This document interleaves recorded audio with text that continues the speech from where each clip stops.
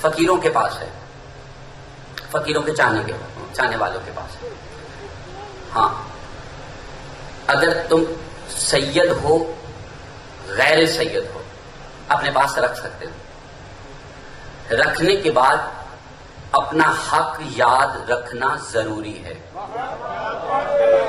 پہنچ رہی؟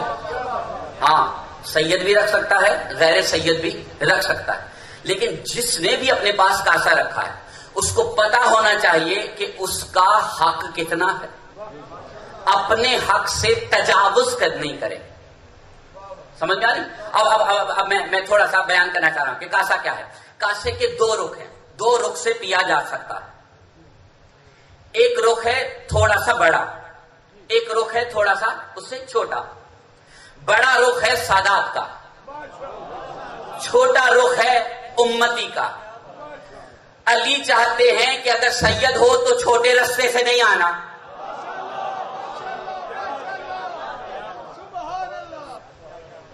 امت کا حق ہے۔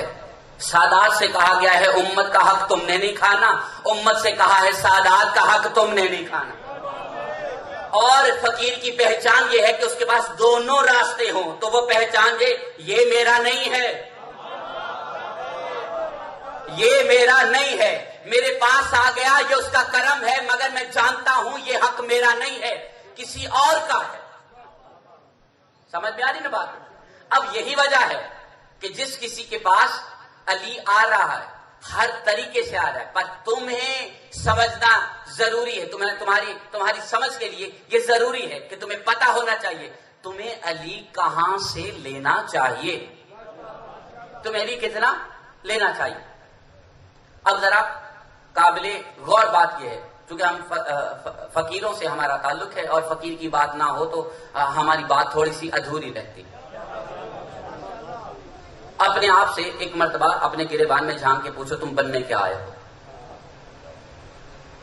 اسی سوال پہ خاموشی ہو جاتی ہے کہ انسان کو پتہ ہی نہیں وہ بننے کیا آیا۔ پہنچ رہی؟ ہاں، کسی فقیر سے پوچھو تم بننے کیا آیا، وہ پہلے بتا دے گا ہم یہ بننے آئے۔ نہیں سمجھ میں آئی بات؟ ہاں، اپنے آپ سے تھوڑا سا وقت ہے، پوچھ لو اپنے آپ سے بننے کیا آئے ہو۔ کوئی کہہ دے گا ماتمی، کوئی کہے گا کہ ہم ذاکر بننے آئے، ہم چاہتے ہیں کہ ہم مدحت آل محمد کریں، ہم دنیا کو بتائیں کہ آل محمد کیا ہے۔ ہمارا سوال یہ ہے کہ تم دنیا کو کیا بنانے آئے ہو، یہ سوال نہیں، تم کیا بننے آئے ہو۔ ہاں، کلندر سے اگر ہم غیب میں پوچھیں کہ کلندر آپ بننے کیا آئے، جواب کیا آئے گا؟ فوراً بلا بغیر کسی فاصلے کے جواب آئے گا میں بننے آیا ہوں بندہ۔ میں بننے آیا بندہ، کس کا؟ علی کا۔ علی اپنا لے کہ یہ میرا بندہ ہے۔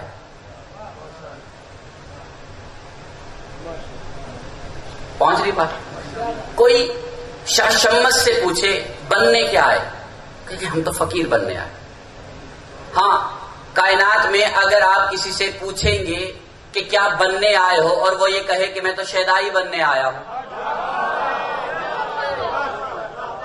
دنیا کی سمجھ میں نہیں آئے گا کہ اس کا مطلب کیا ہے۔ کیا بننے آیا؟ شیدائی؟ فقط شیدائی نہیں، مولا کا شیدائی۔ فقط شیدائی نقص ہے، ساتھ میں مولا لگ جائے تو عظمت ہے۔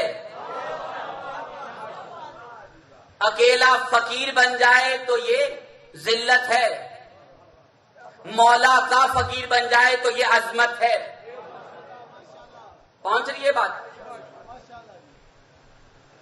یہاں تک بات سمجھ میں آ گئی؟ ہم اس سے تھوڑا سا آگے بڑھنا چاہ رہے ہیں۔ ہم اب اپنے آپ سے پوچھنا چاہ رہے ہیں ہم کیا بننے آئے ہیں اس دنیا میں۔ ہمیں خدا کے سامنے حاضر ہونا ہے۔ ہم پوچھنا چاہ رہے ہیں کہ جب ہم وہاں پہ جائیں تو وہ پروردگار ہمیں دیکھے، یہ کچھ بن گیا، کیا بنے پتہ ہی نہیں۔ ہم قرآن سے ایک استفادہ لینا چاہ رہے ہیں۔ قرآن نے مثال دی، تھوڑا سا اگر غور کیجیے گا۔ قرآن نے کہا کیا تم نہیں دیکھتے اے میرے نبی، کیا تم نہیں دیکھتے کہ کس طرح اللہ نے، کس طرح تیرے پروردگار نے کلمہ طیبہ کی مثال شجرہ طیبہ سے دی ہے؟ نہیں سمجھ میں آ رہی؟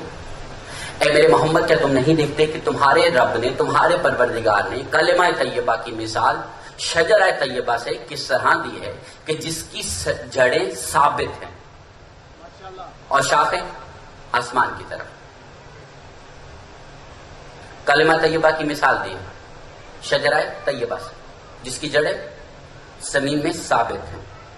ترجمے میں کہا جاتا ہے کہ وہ جڑیں زمین میں مضبوط ہیں۔ ہم ایک کیونکہ عربی میں جو لفظ استعمال ہوا ہے وہ ثابت کا مطلب اگر نہیں سمجھ میں، ثابت اسے نہیں کہتے جو مکمل ہو، اسے ثابت نہیں، ایک چھوٹے سے لفظ سے وضاحت کرنا چاہتا ہوں۔ اکثر لوگ کہتے ہیں نا میں ثابت قدم رہنا چاہتا ہوں، مطلب کیا ہے؟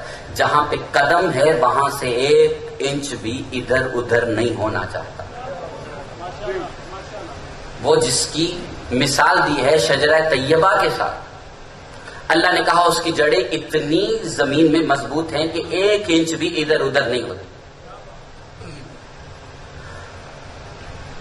آپ کے لیے ایک چھوٹا سا پیغام دینا چاہتا ہوں، اگر کوئی پوچھے کیا بننے آئے، کہو خود کو ایسی جڑ بنانا چاہتا ہوں کہ 1 انچ بھی ادھر ادھر نہ ہو، 1 انچ بھی ادھر ادھر نہ ہو، کیونکہ قرآن کا فیصلہ ہے ہماری ایک رائی کے دانے کے برابر بھی ہماری جڑیں ادھر سے ادھر نہ ہو۔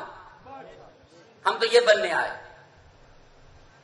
چھوٹی سی مثال دینا چاہتا ہوں، ہمارا دعویٰ ہے، ہمارا عقیدہ ہے، ہماری جڑیں اتنی مضبوط ہیں، ہمارے عقیدے کی جڑیں اتنی مضبوط ہیں کہ چھوٹی چھوٹی دلیلوں سے یہ ڈگمگاتی نہیں، من گھڑت حدیثوں سے ہلتی نہیں، اتنی ثابت ہے۔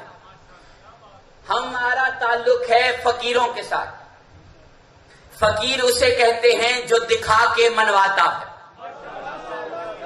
پڑھا کر نہیں منواتا، دکھا کر منواتا ہے۔ اور جب انسان دیکھ لے اسے پڑھا کر ہٹایا نہیں جا سکتا،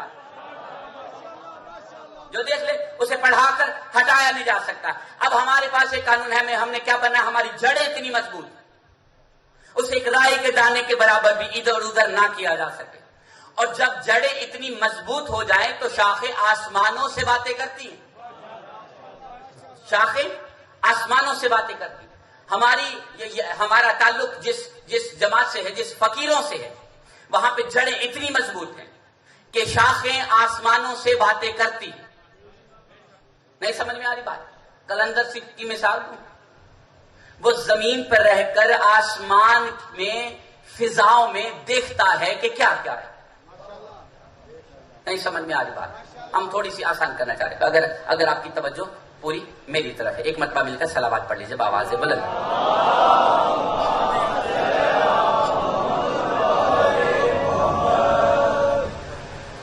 زمین پر رہ کر آسمانوں میں دیکھنا بہت مشکل ہے، ناممکن۔ یہ جو آپ آسمان کی طرف نگاہ کرتے ہیں جو دکھائی دیتا ہے یہ تو دھواں ہے، آسمان نہیں۔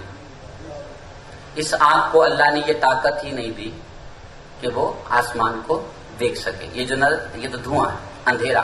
تھوڑی سی اگر بات تلخ ہو جائے تو اس کے لیے پہلے سے معذرت، لیکن عرض کرنا چاہ رہا ہوں ہم ماننے والے ہیں اس گھرانے کے کہ جن کا ایک چھوٹا سا بچہ نانے کی گود میں لیٹ کر آسمانوں کے پرے جو لوہے محفوظ ہے، آسمانوں کے پرے جو لوہے محفوظ ہے اس کو ملاحظہ فرماتا ہے، دیکھتا نہیں، رد و بدل بھی کر دیتا ہے۔ ہم اتنا پوچھنا چاہ رہے ہیں، وہ گود میں لیٹا ہوا ہے، اس کی جڑ اتنی مضبوط ہے گود رسول میں کہ وہاں پر بیٹھا بیٹھا لوہے محفوظ کو ملاحظہ کر رہا ہے۔ پہنچ گئی بات؟ اس سے ایک قدم آگے بڑھانا چاہ رہا ہوں، اور ہو سکتا ہے بات تلخ ہو جائے، لیکن عرض کرنا چاہ رہا ہوں، جب سب کچھ مانگ رہے ہیں تو پھر ہر شے مانگیے، علم بھی مانگیے، ریاضت، حکمت، شفاعت، سب کچھ مانگیے۔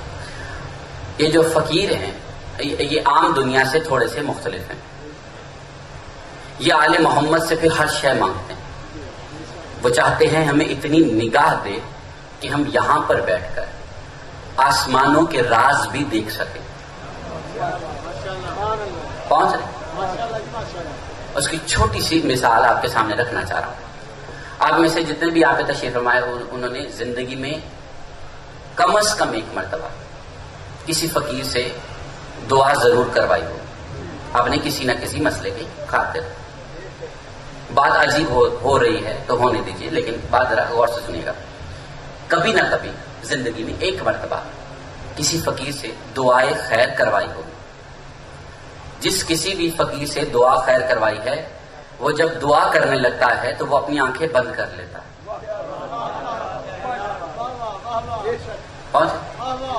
ہم نماز میں دعا مانگتے ہیں، آنکھیں کھلی مانگتے ہیں، جانتے ہیں آنکھیں بند کر لیں تو نظر ہی کچھ نہیں آئے گا۔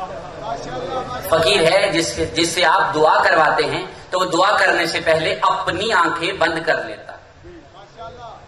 اور یہ مشاہدے کی بات کر رہا ہوں، تجربے کی بات کر رہا ہوں۔ اب ایسے کسی نہ کسی نے اپنے کسی نہ کسی دنیاوی مقصد کی خاطر کوئی نہ کوئی دعائے خیر کروائی ہے۔ جب آپ دعائے خیر کرواتے ہیں اس کو نہیں معلوم کہ آپ کہاں سے آئے، وہ آنکھیں بند کر کے تمہیں بتاتا ہے تمہارے گھر میں فلاں جگہ پر کیا پڑا ہے۔ ہم ایک سوال پوچھنا چاہ رہے، وہ اپنی جگہ پر بیٹھے ہوئے اپنی جڑوں کو مضبوط کر کے کیسے تمہارے گھر میں پہنچ کر بتا دیتا ہے فلاں جگہ پر فلاں چیز پڑی ہے؟ نہیں پہنچ رہی بات؟ یہ کیسے پتا چل جاتا ہے؟ یہ کون بتاتا ہے؟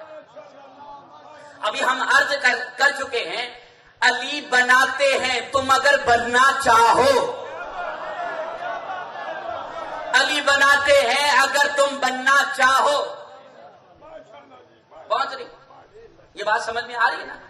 یہ مشاہدے کی بات ہے۔ کیسے پتا چلا آپ کے گھر میں فلاں جگہ پر فلاں چیز کیسے پڑی؟